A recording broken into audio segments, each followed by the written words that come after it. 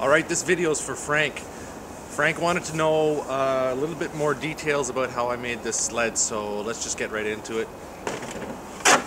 Carbon fiber hood, 4 pounds. It is as light as a 4-pound feather.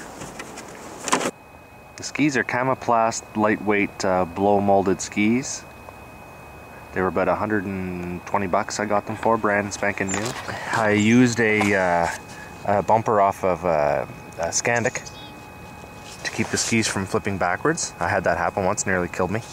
I had to extend the pogo here about 4 inches, so I had it welded, then machined it so the pogo would still slide up and down really well. Otherwise it would have been just too short. You can see where the old hole was here. I needed the extra length because I put the big track on it. We installed those pogos, and I actually think that they're raked too far forward, so I'm going to cut them off this summer and re-weld them so they're kind of hanging up and down a little bit better. The only reason for that really is because they just don't articulate, or they don't compress and decompress very well on that angle. So the pogos are off a 2004 Ski-Doo Tundra 2. Cut them right here, then the old tube sort of just actually came right out, and then we used this cross member and re-welded it on either side. So it goes right through our homemade aluminum chassis. And as you can see, I used an old, this is the old cross brace from the Elan, the original. Probably the only original part on this snowmobile that is an Elan part. You know, if you own an Elan, you'll know that this bracket for the steering column always busts, so I just welded this on here just to keep it, give a little bit more added security and structure. I do pull on the sled pretty hard, so I've got to make sure that it's well mounted. I do need to put a grab bar on the front, but to tell you the truth, I haven't had this thing stuck yet. The chain case is out of a 1979 TNT 440, I believe, if I remember correctly. It's got a triple roller chain in it and triple roller gears, of course. They're basically Blizzard upper and lower gears with the chain. Gives me the right ratio with the small 7-tooth driver that I'm using on the axle shaft. On paper it should give me about 73 miles an hour calculated. Ski-Doo Tundra brake caliper, Ski-Doo Tundra brake cable. The secondary clutch here is off a Ski-Doo 380 formula. I didn't do anything to it. I haven't even cleaned it. Seems to work well with this setup. I haven't really had any problems. On old school Elans, this kind of a cross bracing would be attached down here on the cross member, but newer sleds actually make it so that the bracing goes right up against the motor, so when the clutches engage and pull hard, it just pulls the brace into the motor, so it keeps everything nice and, you know, firm, and keeps everything from moving around. A lot of power coming out of this, probably well over 50, maybe 60, 62 horsepower or something like that. Carbon fiber belt guard. Yes, it probably will blow apart if I do blow a belt, but it's nice and light. This thing even weighs about a fraction of the weight of the aluminum one, and I have the aluminum one handy if I need to use it, if I do blow that thing out. Right now I'm using an Elan belt, but it's just not big enough. I don't get full articulation of the clutches, so I'll switch back to the Tundra belt. Brand new Comet 108 clutch. I had real problems with this motor and the clutching. The motor is a 540 Yamaha out of a VK 540, 1993, and the original Yamaha clutch on it just didn't cut it. It engaged right off idle and wouldn't allow the engine to do its job, wouldn't allow it to work properly. So I put this clutch in it, and I put a spring that would work for a SRV, and it's working a little bit better, but I'm going to change the weights in it because I still want it to ramp up a little higher in the RPMs before it starts to move. Just to give me a little bit of fun factor. That's a custom made pipe made by my man at Jaws Performance just outside of Ottawa. An awesome pipe, works great. I put a can on it because I don't like it too loud, you know, I still have to keep the neighbors happy. I had to do some cutting and jigging to get it all fit up. It all looks pretty good now, so I'm just going to take the can off this year and the pipe, and I'm going to send it out to get it ceramic coated. Keep the underhood temperatures down a little bit too. So the steering mechanism is basically the original type on the Tundra right here. I just added these cross shafts that goes down to they go down to the main steering mechanism here. I have to change it a little bit because right now the turning radius isn't very tight. It's not tight enough, so I have to jig that around. That'll be part of the summer project. Steering column is out of a 2004 Skidoo Tundra. A little heavier duty than the Elan handlebars. You know, I snap those off all the time. Had to jerry-rig it around a little bit here with this bushing and this U-bolt that comes on the Tundra as well. And nice and tight. Goes through the Elan bars no problem. Fabcraft mountain bars with the mountain strap on it. Got these little things here. I need to turn them back because right now they just grab trees and grab my hands, and that's not cool. Like I said, the motor is a 540 Yamaha engine out of a 93 or 94 540 VK 540. And I sent this thing out to Jaws. I wanted the crank looked at to make sure it was all good, and he ported and polished the heads on it as well. So that's all good. New seals on it, new gaskets. He said the pistons were just fine. With the pipe and the porting, the original carburetor wouldn't work. I couldn't get it to work. It was a butterfly type, and there was no real mid-range adjustment you can make on a butterfly type carb. So I pitched it after $150 in parts, and I put a Mikuni 34 mil carb on it.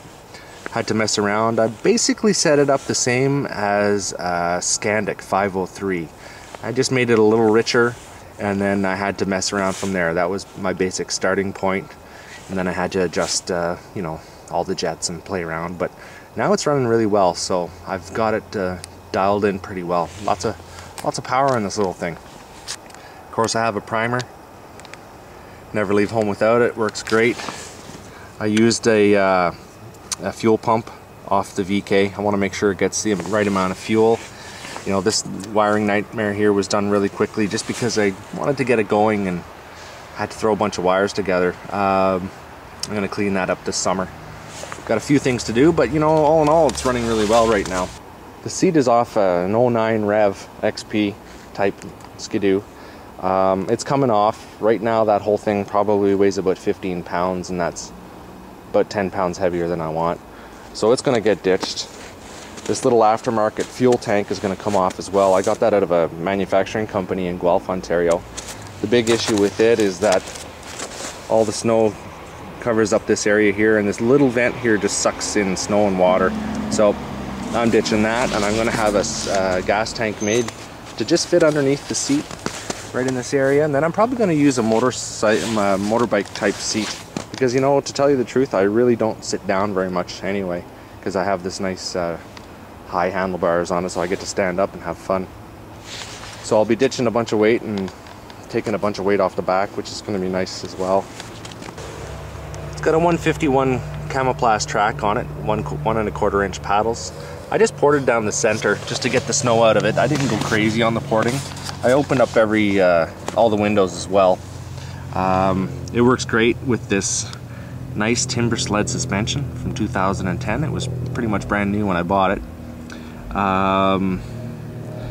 It was a 155, and I just cut the backs off it and re-notched this area right here so I could, right there, so I could move it forward a little bit. So I turned it into a 121, and I could re-extend it back to 155 if I really wanted to, or put extensions to 159. It's not that hard to mod this stuff out. You can see I just made a bracket on here where I could mount the suspension.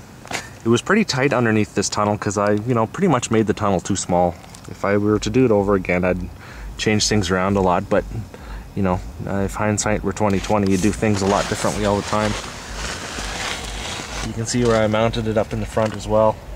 Not much room, but you know, it works. Drivers. These anti-stab rails, or these anti-stab wheels came on it, and they're awesome. A must-have for a mod sled. The total weight on this suspension was 35 or 36 pounds.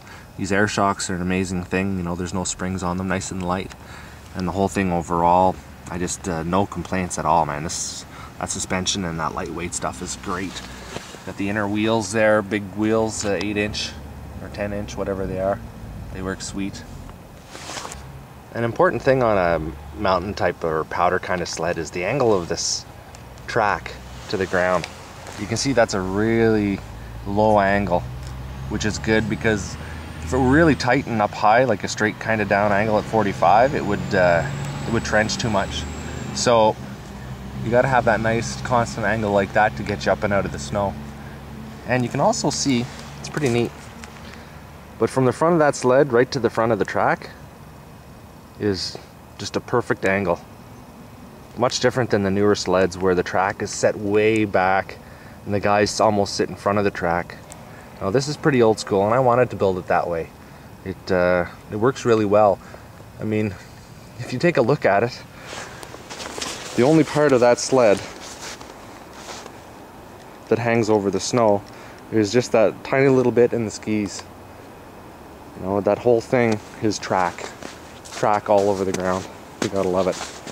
I ducted the fan out to the outside here. I have a little shroud that goes around that it won't take any hot air out of from underneath the engine cowling, which is what you want. You know, that's if it sucks air from the underneath the cowling, you're looking at about another 60 to 80 degrees temps going on top of your motor, and you know, you really don't want that. So more performance, a little bit better, you know. So what's next? Well, I'm gonna make a nice cowling that goes down here and covers this whole area up. Vents out that the hot air exhaust from the cooling fan, and I'm gonna run a pipe, like almost like a snorkel, that goes up, and which is basically just a cold air return from the carburetor, because I don't want it sitting there right in front of me like that, taking all the hot air in off the motor. The cooler the air going in, the better the thing will perform, right? So, got to clean up the wiring, redo the seat the way I want it, have a fuel tank made by my buddy there, who's a pretty good welder, fix my little tie downs for my hood so I don't have to tie it down with bungees anymore. I need to fix the rake on my pogos, put a grab bar on the front. Other than that, it's ready to go. A lot of people ask why I made this thing, and you know, sometimes I wonder myself, but some people ask why I made this thing.